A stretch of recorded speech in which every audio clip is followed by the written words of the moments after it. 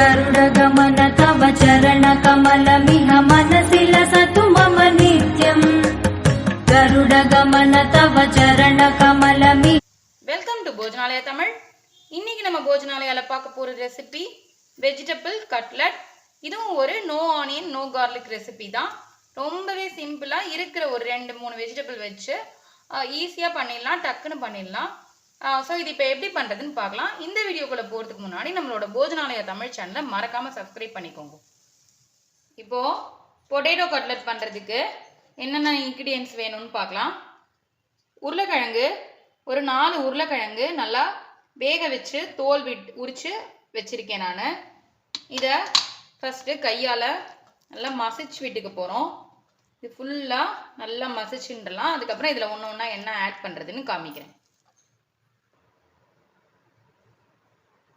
இப்போ இந்த உருளைக்கிழங்கு எல்லாத்தையும் நல்லா மசிச்சு விட்டுண்டாச்சு கையால். வந்து கொஞ்சம் கூட தண்ணி இல்லாமல் நல்லா கெட்டியமாக பிசைஞ்சிக்கணும், அப்போ தான் நமக்கு கட்லட் பண்ண வரும். ஸோ வந்து வேக வச்சுட்டு நல்லா ஆற விட்டு மசித்தோம் அப்படின்னா நீர் கோர்த்துக்காது. இப்போ இதில் என்னெல்லாம் சேர்க்கணும்னு சொல்கிறேன். மசிச்ச இந்த உருளைக்கிழங்குல நல்லா பொடி பொடியாக ஒரு குட்டி கேப்சிகம் அல்லது ஒரு பாதி கேப்சிகம் எடுத்துக்கலாம். நம்ம ஆனியன் சேர்க்கலை அப்படிங்கிறதுனால ஜஸ்ட்டு ஒரு டேஸ்ட் கொடுக்கறதுக்கும் அடிஷ்னலாக ஒரு வெஜிடபிள் ஆட் பண்ணி அதோட கலரும் கொஞ்சம் நல்லா இருக்கும். அதனால இந்த கேப்சிகம் நல்லா பொடி பொடியாக கட் பண்ணி சேர்த்துக்கிறேன் இதில் அப்படியே. அதுக்கப்புறம்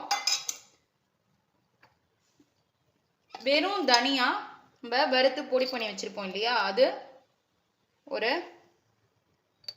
2 டீஸ்பூன் சேர்த்துக்கிறேன். அதுக்கப்புறம் காரத்துக்கு காரப்பொடி உங்களுக்கு எவ்வளோ தேவையோ மாதிரி காரப்பொடி சேர்த்துக்கோங்க. காரம் தூக்கலாக வேணும்னா கொஞ்சம் தூக்கலாகவே போட்டுக்கலாம். நெக்ஸ்ட்டு கரம் மசாலா, ஹோம்மேட் கரம் மசாலா, அதுவும் கொஞ்சம் சேர்த்துக்கிறேன். நெக்ஸ்ட்டு வந்து இந்த கட்லெட்டுக்கு தேவையான அளவுக்கு சால்ட்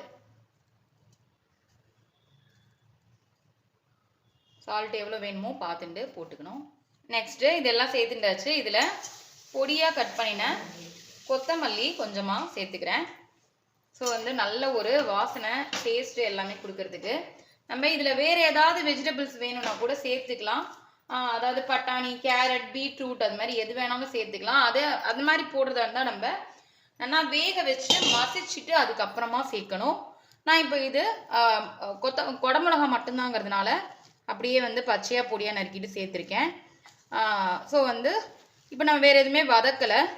ஸோ இது எல்லாத்தையும் இப்போ ஒன்றா கலந்துட்டு நல்லா பிசைஞ்சிக்க போகிறோம். ஸோ வந்து தண்ணி மட்டும் கொஞ்சம் கூட இல்லாமல் பார்த்துக்கணும் கெட்டியமாக, அப்போ தான் வந்து பிரிஞ்சு போகாது ஒன்று.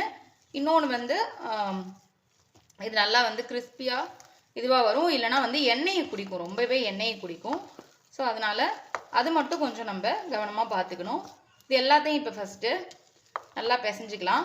இதில் ஒரே ஒரு விஷயம், பைண்டிங்க்காக கொஞ்சமாக கார்ன்ஃப்ளவர் மாவு, வெறும் மாவு கார்ன்ஃப்ளவர் மாவு கொஞ்சமாக நான் சேர்த்துக்கிறேன்.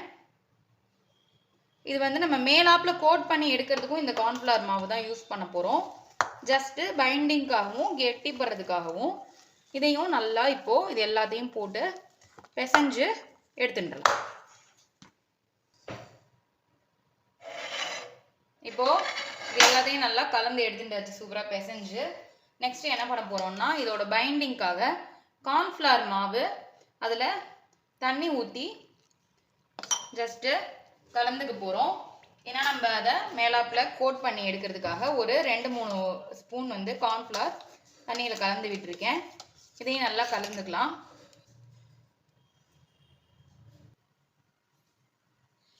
இப்போது கட்லெட் வந்து நம்ம ஷாலோ ஃப்ரை தான் பண்ணி எடுக்க போகிறோம். ஆயிலில் டீப் ஃப்ரை பண்ண போகிறது கிடையாது. தோசைக்கல் நான் ஆல்ரெடி காய வச்சுருக்கேன். இப்போ இது எப்படி நம்ம ஷேப் பண்ணுறதுன்னு சொல்கிறேன். இப்போ கொஞ்சம் ஓரமாக எண்ணெய் விட்டு வச்சுருக்கேன். இதில் கொஞ்சமாக கையில் எண்ணெயை தடவின்ட்டு இந்த மாதிரி இந்த மாவை எடுத்து, இந்த பொட்டேட்டோ ஸ்டஃபிங் இருக்கு இல்லையா, இதை எடுத்து பால் மாதிரி நான் பண்ணிக்கிறேன். கொஞ்சம் சின்னதாக கூட பண்ணிக்கலாம். ஃபஸ்ட்டு ஒன்று பண்ணி பாருங்க, அதுக்கப்புறம் நமக்கு சைஸ் வந்து பிடிப்பட்டுரும். இந்த மாதிரி பண்ணிட்டு இதை இப்படி நல்லா வடை மாதிரி தட்டிக்கோங்க. இப்படிட்டு இந்த ஓரம் மட்டும் நல்லா அழகாக ஷேப் வர மாதிரி ஒரே மாதிரி வர மாதிரி பண்ணிக்கணும். ஏதாவது உங்ககிட்ட மூடி மாதிரி, அதாவது டப்பாவோட மூடி அந்த மாதிரி ஏதாவது இருந்ததுன்னா அதை வச்சு கூட நீங்கள் ஷேப் பண்ணிக்கலாம். கையால் வரல அப்படின்னா இந்த மாதிரி பண்ணிட்டு கார்ன்ஃப்ளவர் மாவில் இந்த மாதிரி போட்டுன்ட்டு தண்ணி ஊற்றி கரைச்சி வச்சுருக்கோம் இல்லையா, அதில் போட்டுன்ட்டு பிரெட் க்ரம்ஸை, அதாவது நான் வந்து ரஸ்க் வாங்கி பொடி பண்ணி வச்சுருக்கேன்.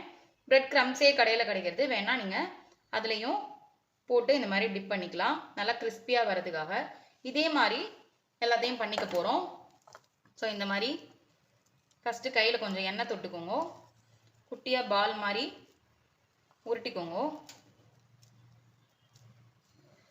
நல்லா இந்த மாதிரி அழகாக ஷேப் பண்ணிட்டு இந்த ஷேப் மட்டும் நல்லா கடையிலலாம் கிடைக்கிற மாதிரி அழகாக சூப்பராக பண்ணிட்டோம்னா நல்லா ஈவனாக வேகும், பார்க்கறதுக்கு ரொம்ப அழகாக இருக்கும். ஸோ நெக்ஸ்ட்டு நம்ம இந்த கார்ன்ஃப்ளவர் மாவில் போட்டுக்க போகிறோம். அதுக்கு அடுத்து பிரெட் க்ரம்ஸில் போட்டு டிப் பண்ணிக்க போகிறோம். அவ்வளோதான். இப்போ இதே மாதிரியே நம்ம ஒரு 4-5 பண்ணிவிட்டு ஃப்ரை பண்ண ஆரம்பிச்சிடலாம்.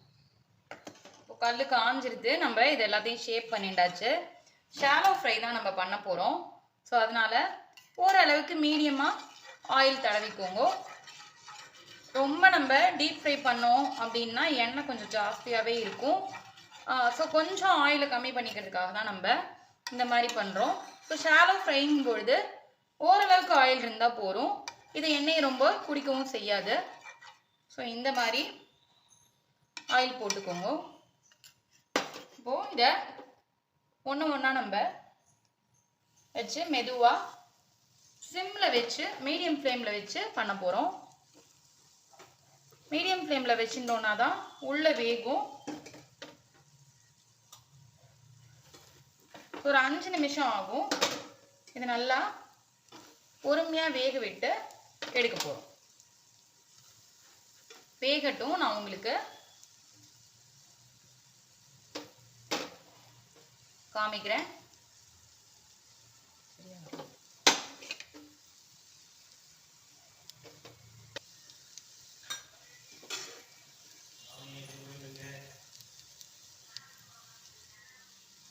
இப்போ ஒரு பக்கம் வெந்துருது. மெதுவாக ஒரு ஸ்பூன் மாதிரி வச்சுட்டு பொறுமையாக திருப்பி போடணும். அப்போ தான் 2 பக்கமுமே நல்லா வேகும், பிய்யாமல் இருக்கும். ஸோ இது பாருங்க, நமக்கு நல்லா அழகாக வந்துட்டுருக்கு. இந்த மாதிரி பொறுமையாக திருப்பி போடணும்.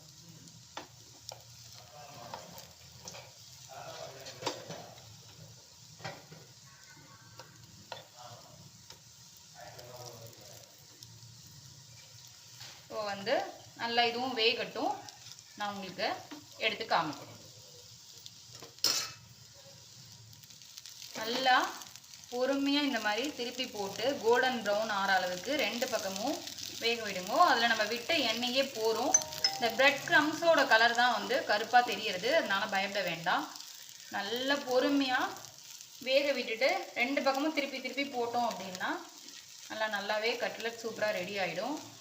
இதில் நீங்கள் வேறு ஏதாவது காய் வேணுன்னா கூட கண்டிப்பாக சேர்த்துக்கலாம். இப்போது சம்மர் டைம் ஸ்டார்ட் ஆகிடுது. பசங்களாம் எக்ஸாம்ஸ் அந்த மாதிரி போயிட்டு வந்துட்டு இருப்பா, ஹாஃப் டே அந்த மாதிரிலாம் இருப்பா. ஸோ வந்து ஈவினிங் டயத்தில் நமக்கு ஏதாவது ஒரு ஸ்நாக்ஸ் பண்ணணும்னு தோணும் பொழுது இந்த மாதிரி ஆனியன் கார்லிக் இல்லாமல் ஈஸியாக செஞ்சிடலாம். மத்தியானம் சமைக்கும் பொழுது நம்ம பொட்டேட்டோ வேக போட்டிருந்தோம் அப்படின்னா அது வந்து நல்லா ஆறி இருக்கும். ஸோ நமக்கு சூப்பராக மசிக்க வரும், கட்லெட்டும் நல்லா வரும். ஸோ வந்து அந்த மாதிரி வேக போட்ட பொட்டேட்டோவில் டக்குன்னு நம்ம இந்த மாதிரி மசாலாலாம் ஆட் பண்ணி சூப்பராக கட்லெட் பண்ணிடலாம். ரொம்பவே ஈஸி தான். பாருங்க எவ்வளோ அழகாக வந்திருக்குன்னு. இதே மாதிரியே நம்ம எல்லாத்தையுமே ஃப்ரை பண்ணி எடுத்துக்கலாம். இது வந்து அந்த பிரெட் க்ரம்ஸோட கருப்பு இதுதான் வந்து அதில் சேர்ந்துருக்கு, அதனால் பயப்பட வேண்டாம். இப்போது இது எல்லாமே சூப்பராக வெந்துருக்கு. மெதுவாக நம்ம இந்த ஸ்பூனை வச்சு சர்விங் பிளேட்டுக்கு ட்ரான்ஸ்ஃபர் பண்ணிக்க போகிறோம். இது எல்லாத்தையுமே எடுத்துடலாம். அவ்வளோதான், சூப்பராக நம்ம இது எல்லாத்தையும் எடுத்துட்டாச்சு. ஷாலோ ஃப்ரை பண்ணி எடுத்தோங்கிறதுனால இதில் ஆயில் வந்து கம்மியாக தான் இருக்கும். இதுக்கு இப்போ நம்ம சாஸோட சர்வ் பண்ண போகிறோம். நான் ஜஸ்ட் பார்க்கறதுக்கு அழகாக இருக்கணுங்கிறதுக்காக ஒரே ஒரு ஹார்டின் ஷேப்பில் பண்ணியிருக்கேன். இதே மாதிரியே நம்ம எல்லா மாவையுமே அந்த மாதிரி பண்ணி ஷாலோ ஃப்ரை பண்ணி எடுத்துக்க வேண்டியதான். ரொம்பவே சூப்பரான சிம்பிளான ஈவினிங் ஸ்நாக்ஸு வெஜிடபிள் கட்லட். இருக்கிற சிம்பிளான ஒரு 2 வெஜிடபிளை வச்சு நம்ம பண்ணியிருக்கோம். இதில் நீங்கள் இன்னும் கொஞ்சம் வெஜிடபிள்ஸ் வேணாலும் ஆட் பண்ணிக்கலாம். குழந்தைகள் எல்லாருக்குமே ரொம்ப பிடிக்கும், பெரியவாலும் சாப்பிட்லாம். எண்ணெய் கம்மியாக ஊற்றி நம்ம மூடி போட்டு கூட மூடி ஷாலோ ஃப்ரை பண்ணிக்கலாம், இன்னும் கொஞ்சம் எண்ணெய் கம்மியாக வேணும்னு நினச்சோம்னா. ஸோ நான் சொன்ன மாதிரி இந்த இன்க்ரீடியன்ட் சிம்பிளாக யூஸ் பண்ணி இந்த வெஜிடபிள் கட்லட் எல்லாருமே ட்ரை பண்ணி பார்த்துட்டு மறக்காமல் எப்படி இருந்ததுன்னு உங்களோட ஃபீட்பேக்கை எனக்கு சொல்லுங்க. திரும்ப ஒரு சூப்பரான ரெசிபியில் மீட் பண்ணுறேன். தேங்க்யூ. ராம் ராம்.